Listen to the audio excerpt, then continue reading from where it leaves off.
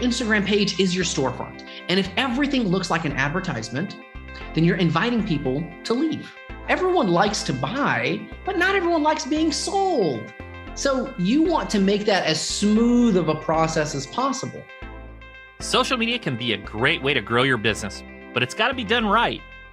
And so you invite them to your page, you invite them to your content, starting with good highlights, things that show the type of person that you are, and fresh new content that is not advertising, that is entertaining first and educating second. That's how you do it. So if your page looks like advertisements, that's the biggest mistake you can make.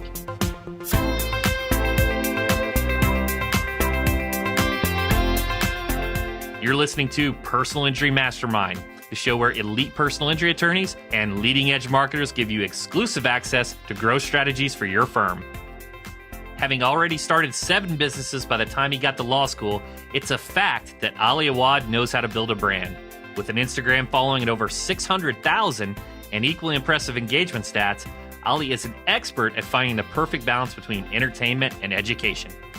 I sat down with Ali to pick his brain about scaling workforces, building brands, and creating social media content that both captivates and engages.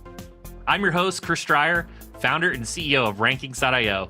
We help elite personal injury attorneys dominate first-page rankings with search engine optimization.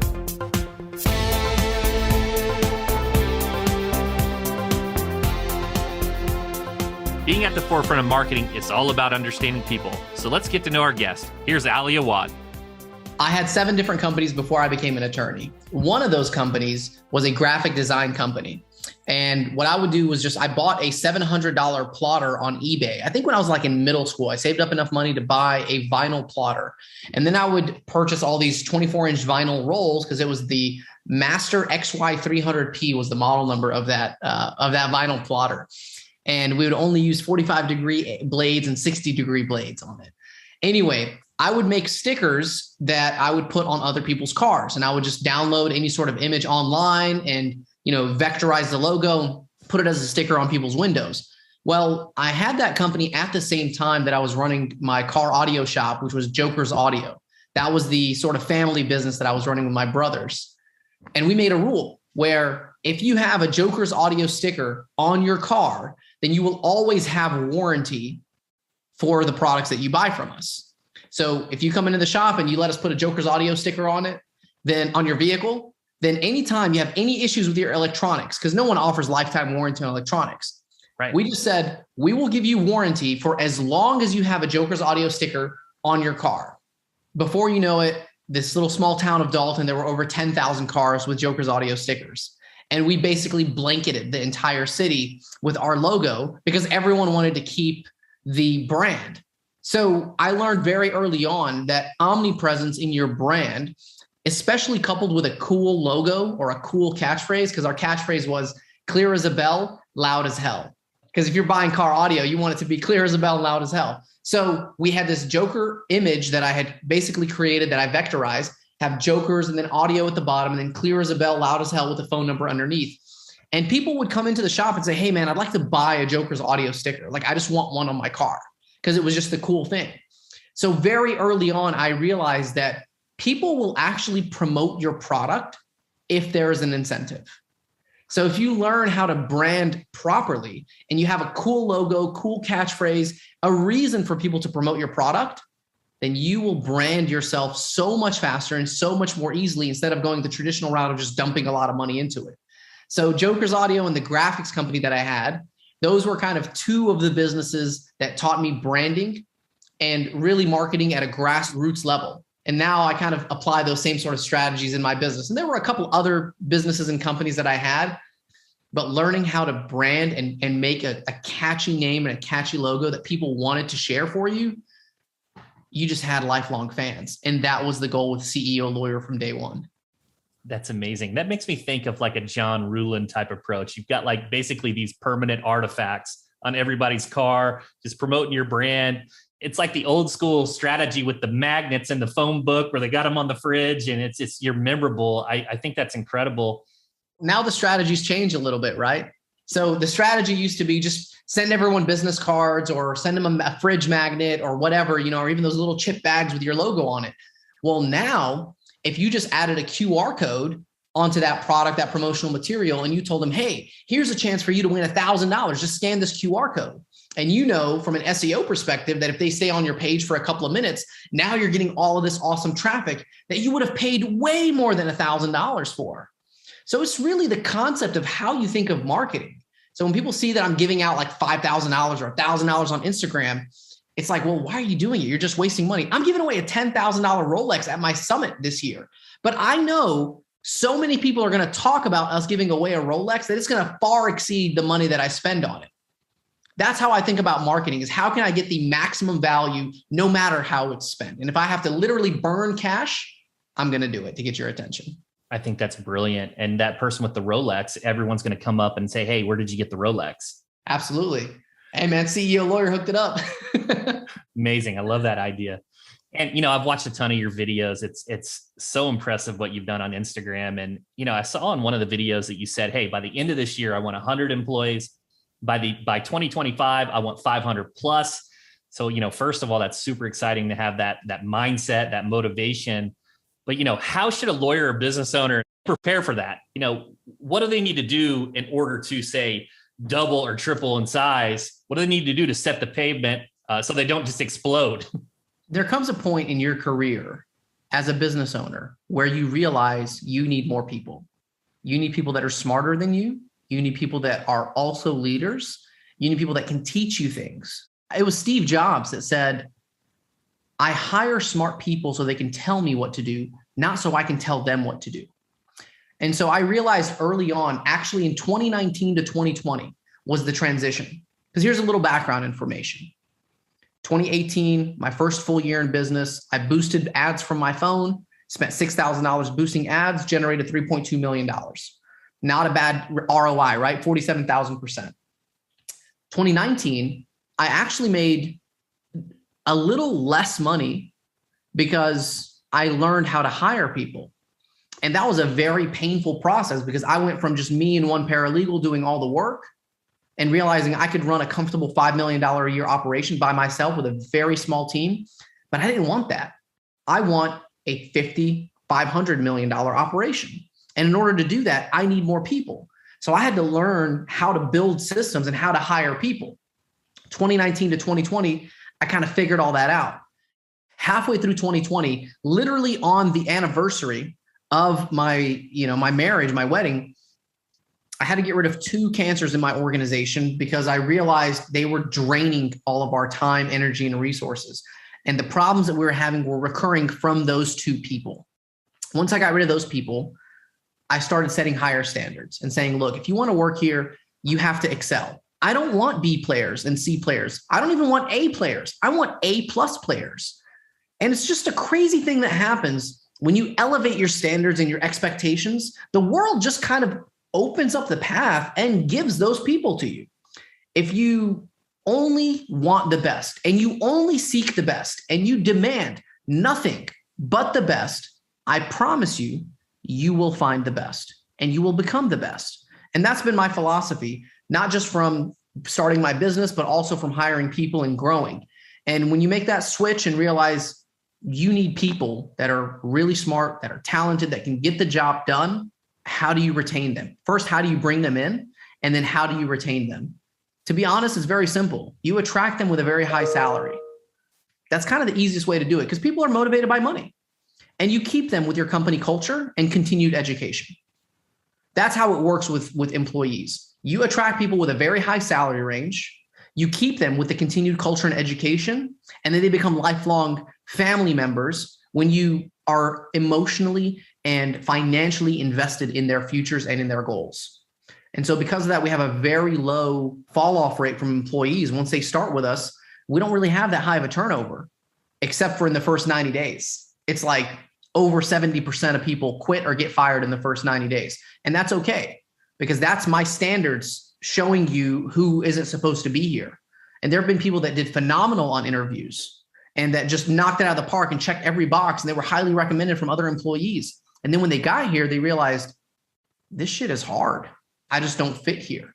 And so another crazy thing happens is your team starts squeezing out the bad apples on their own. Once you build a solid core team, I would say like 5 to 10 people that are hardcore, super understanding of the mission and exactly where you want to go. And you literally have to make a dream that's big enough for everyone else's dreams to fit inside it. And then your job as the company owner is to sell that dream every single day. Once those people are on board, they will squeeze out the bad apples. And you'll learn that you don't even need to do so much qualification, because even during the onboarding process, they're gonna be like, hey man, well, you showed up at 8:05 and that's unacceptable. Hey, you didn't take that call from the client right away. That's unacceptable. I'm not gonna give you a warning, but I'm telling you, if Ali finds out about this, he's gonna fire you on the spot, And that's great. So that culture and that's the culture that I want, is like, we don't play around with clients and their needs. And that's just what I want. And if it doesn't work with a lot of people, that's okay. Because I'm not a lot of people. I'm one, and I want to be the best. And I want everyone that works in this organization to have that same vision.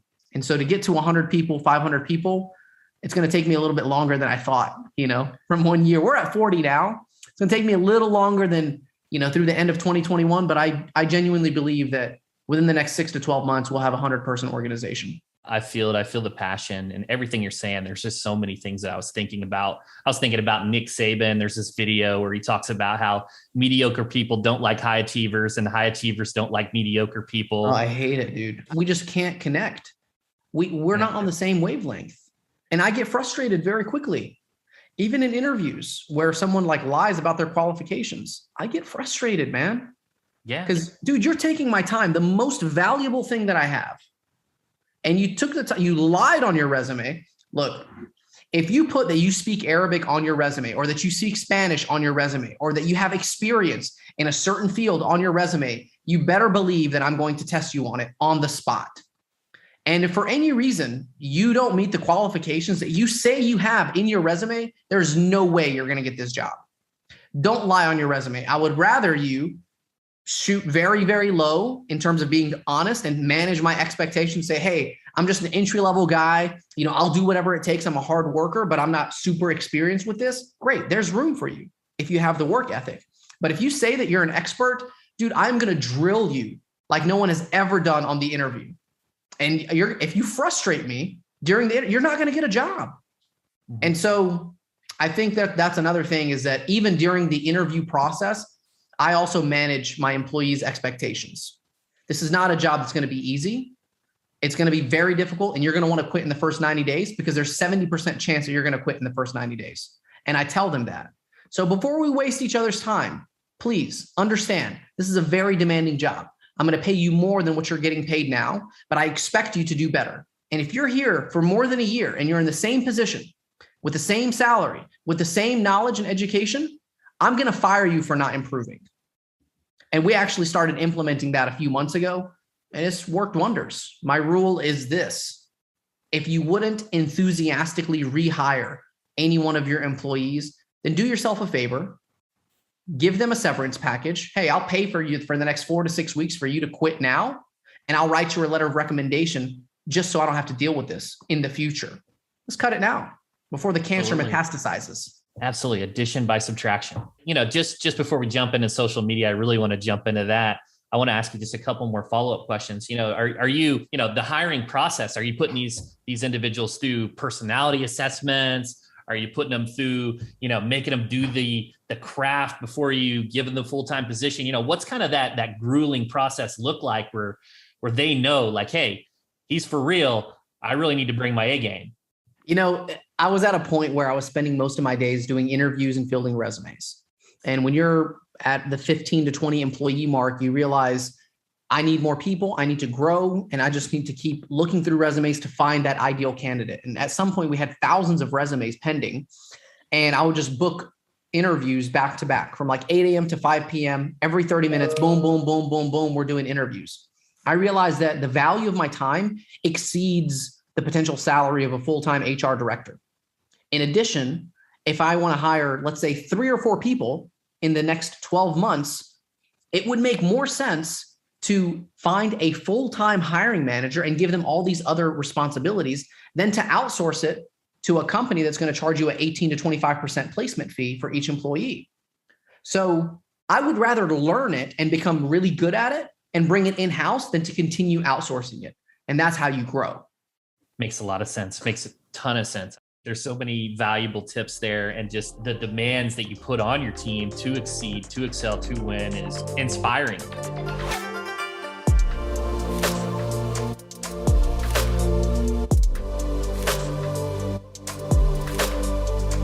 Ali is all over social media with over 600 followers on the CEO Lawyer Instagram account and a ton of engagement to go with that.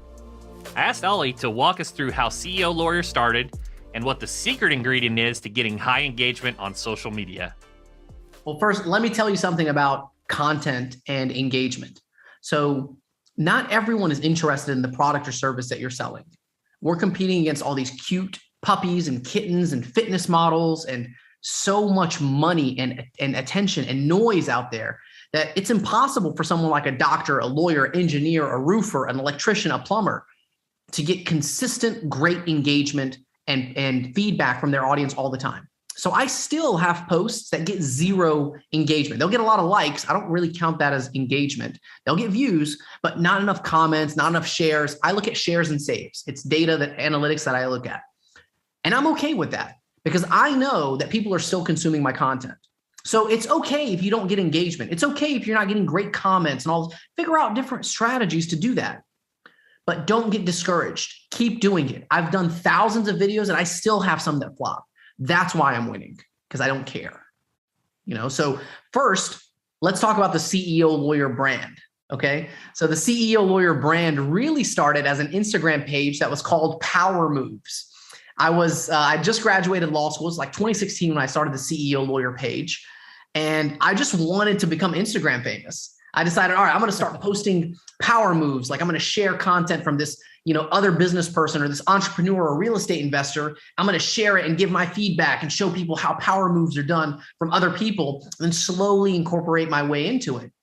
But then I realized almost a day or two into it, what's the point of having tens of thousands or hundreds of thousands of followers if it doesn't directly relate to your business and you can't monetize it?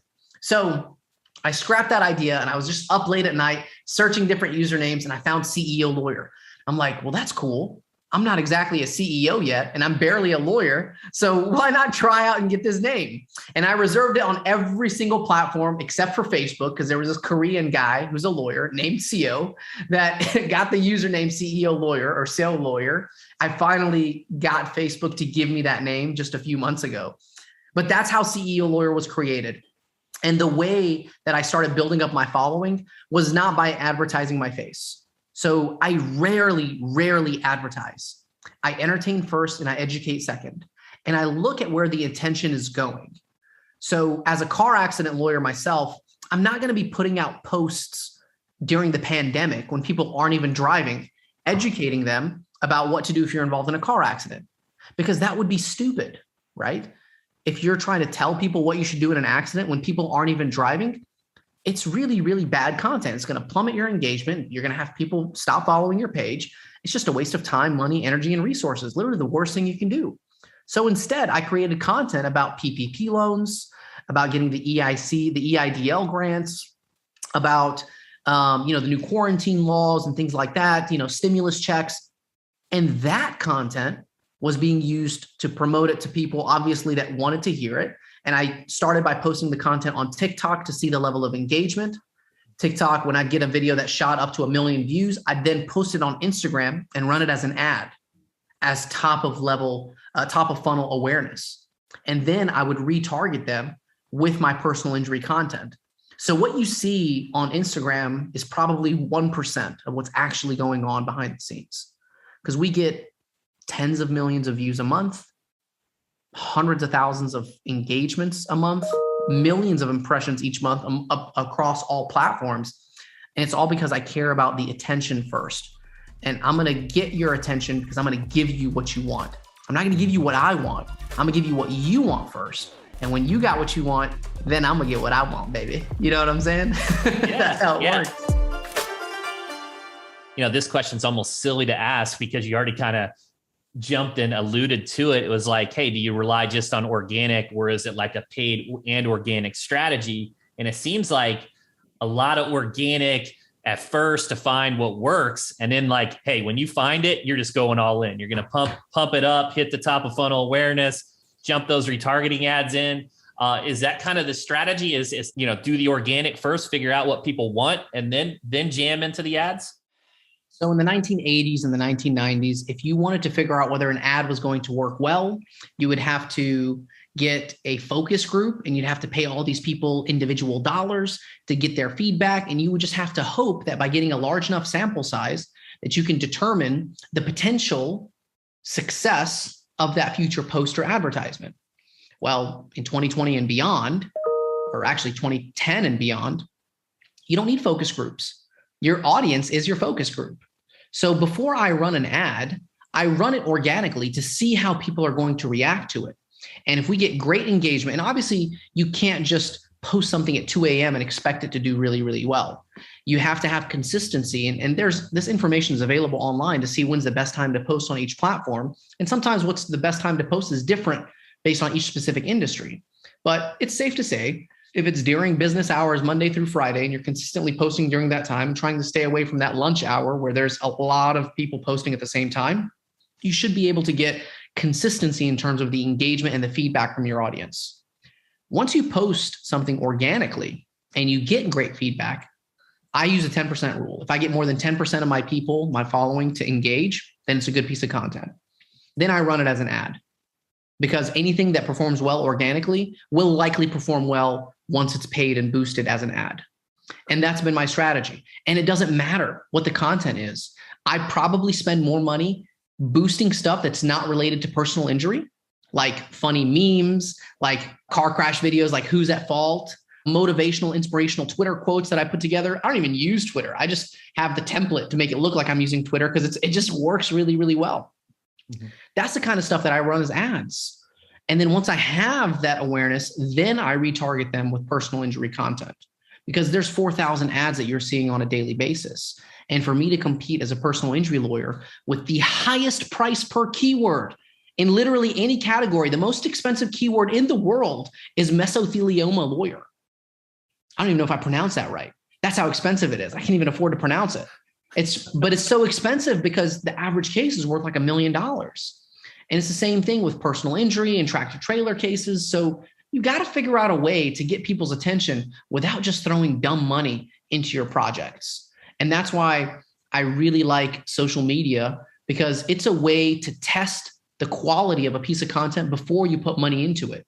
And the most beautiful thing is that you can test and get a large enough sample size with all these different types of content and continuously test literally from your phone. So you don't need to spend all that money. You just need to see what works. And that's exactly how I really came to be known. Was in 2018, I spent a total of like $6,000 boosting ads from my phone. And it resulted in $3.2 million in revenue for my law firm. And I didn't have a media team. I didn't have a website even. I didn't have a website at that time.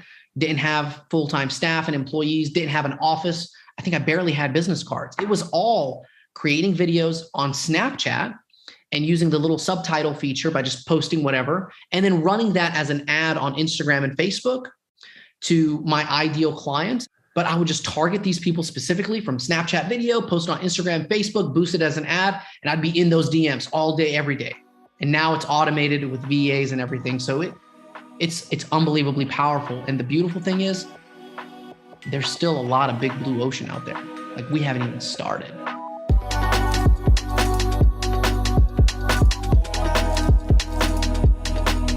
Ali is living proof that having a presence on social media can make a radical difference for personal injury attorneys, but choosing a strategy can be quite a minefield.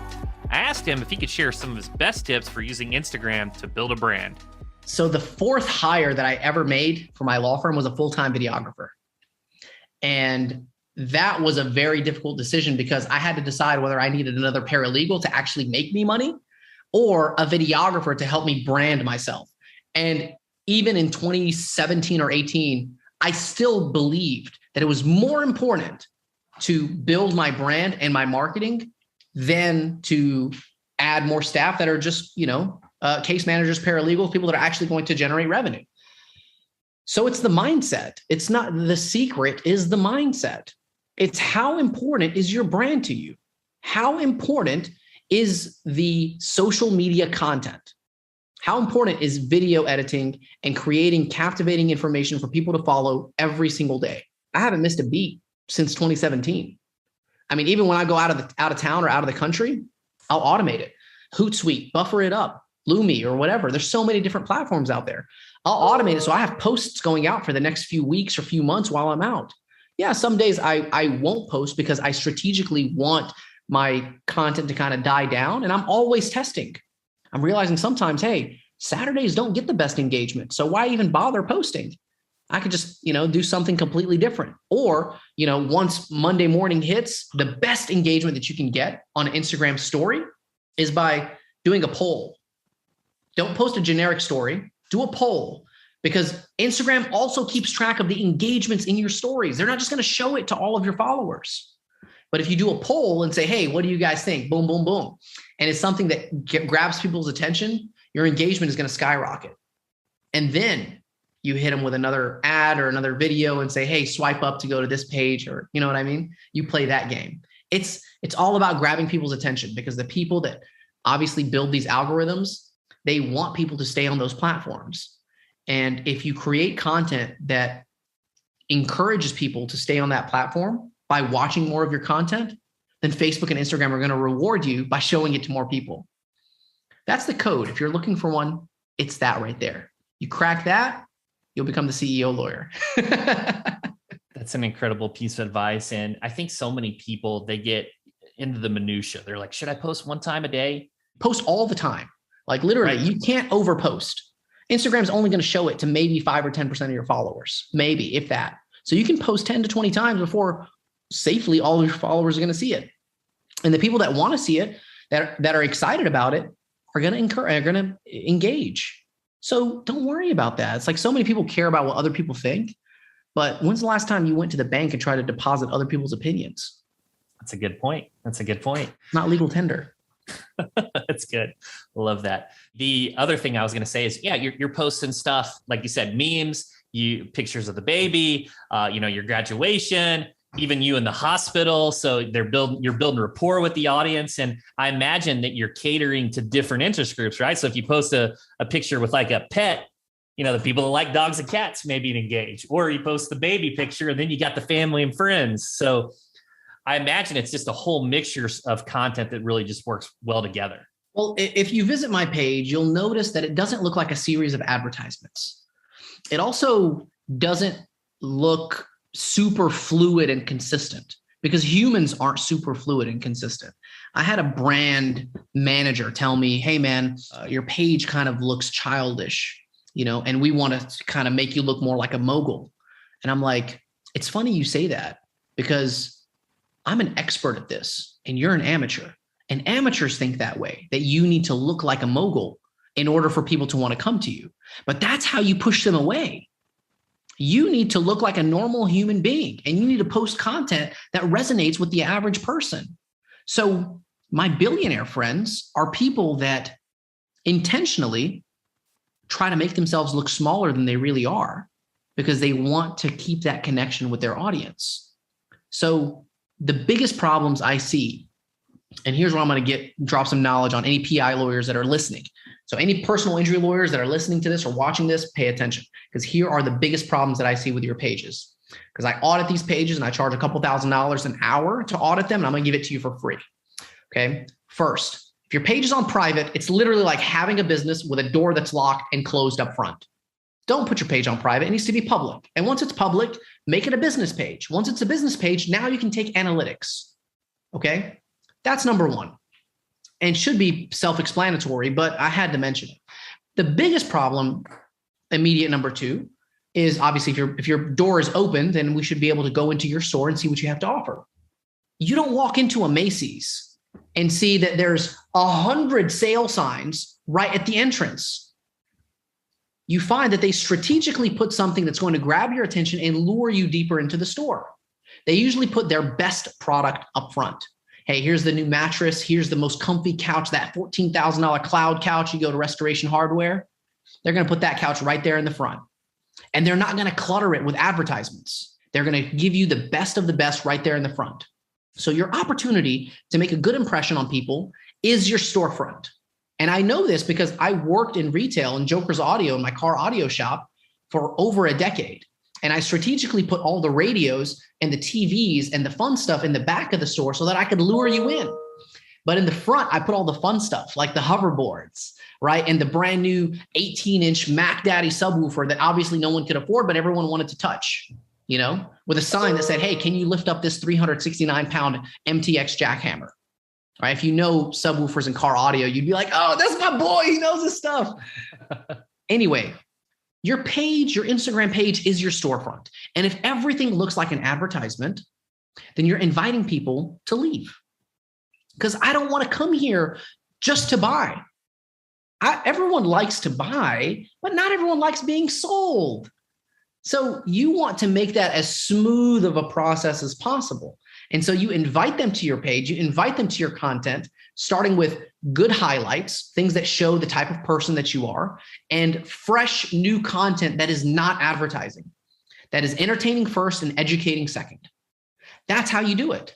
So if your page looks like advertisements, that's the biggest mistake you can make. No one cares about Independence Day, bro. No one wants to see the fireworks and all that other stuff about, hey, happy Independence Day. Hope you're spending it with the loved ones. No one cares about that. So why are you even wasting time? Like, I know you could post from time to time just to have filler content, but don't do that. That's not what people are coming to your page for. So number one, make sure you're set up as a business profile. Number two, make sure that you're actually giving people the best information that you have and it's fresh and relevant. Think of it like the storefront of your retail store. And number three, my favorite video trick of all. When you're putting out videos, don't introduce yourself in the beginning. Don't say, my name is Ali Awad with Ali Awad Law and we fight for maximum compensation, because I've already scrolled 7 other videos and I'm literally watching this cute kitten video by the time you even got through your intro. My secret is to put your conclusion in the beginning of the video, because it's literally the best hook that you can get. And if you have a hard time with this, just record a normal video and then edit the introduction out, and then just take the close of the video and put it in the beginning. And when you do that, you grab people's attention within the first 3 seconds, which is the holy grail of content. You grab people's attention within the first 3 seconds. They're going to stay on that page. Facebook is going to reward you by showing it to more people. Your engagement increases, your awareness increases, your CPL, your cost per lead, and your cost per client decreases. All because you figured out how to give people engaging content. You do those 3 things, which I promise you 99% of you are not doing, you will be a lifelong fan of social media. There's so much gold there. I don't even know where to start. It's like a broken record, man. It's all day, every day, same stuff. And people are paying me for this. Stop paying me, dude. Just do it.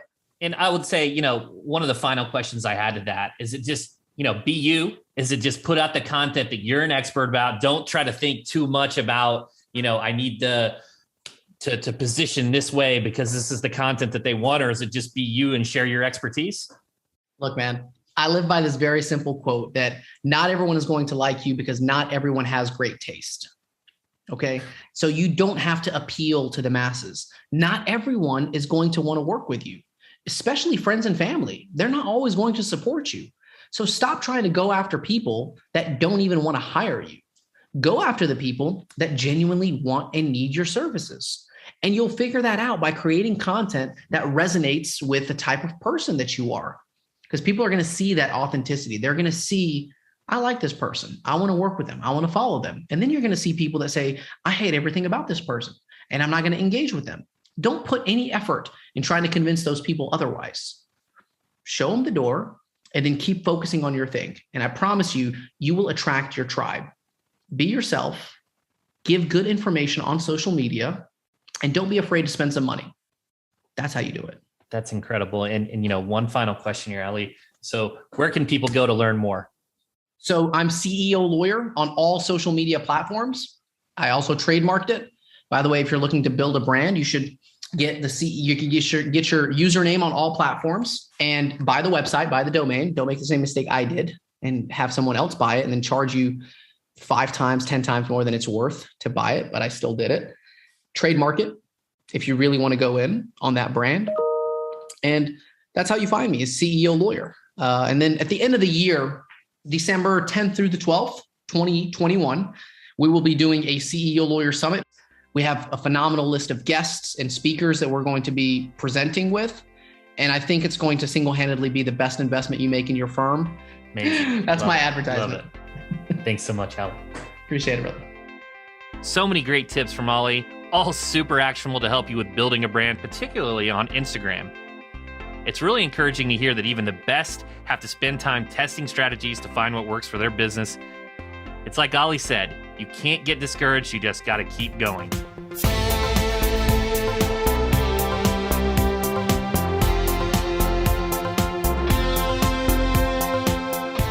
I'd like to thank Ali Awad, the CEO Lawyer, for sharing his story with us, and I hope you gained some valuable insights from the conversation. You've been listening to Personal Injury Mastermind. I'm Chris Dreyer. If you like this episode, leave us a review. We'd love to hear from our listeners. I'll catch you on next week's PIM with another incredible guest and all the strategies you need to master personal injury marketing.